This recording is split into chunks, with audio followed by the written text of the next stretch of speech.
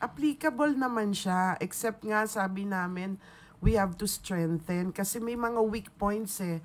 Remember, when we did it, talagang binuhos natin lahat yung time natin doon. But we are not yet that prepared. Siguro, it has to evolve. And at this point in time, ito na nga yung realization na education sector that we have to harmonize, we have to help each other, and we have to really work on the, kasi ang objective lang is to become employable. So, I'm not saying it's a failure. Lahat po naman ng bansa has to really have this K-12.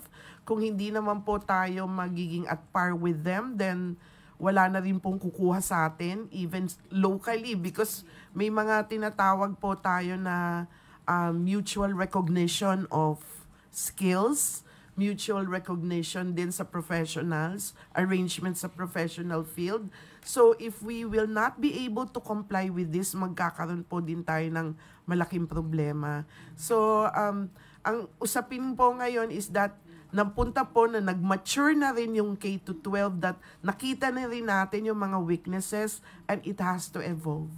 Meron na silang diploma, may national certificate pa sila, na kung kakailanganin nila because nagkaroon ng problema ang pamilya at kakailanganin nilang magtrabaho, hindi sila makapag-college kaagad, so meron po silang national certificate, they can go to a company or an industry and they will be able to tell na may competencies po kami dito sa area na to.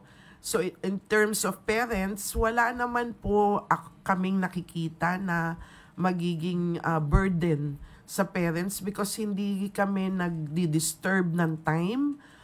We will stick on the time. Mas ang burden po talaga is that yung skill ng mga trainers has to be improved such that they will have to really look into the may learning process po kami sa teaching na learn how to unlearn.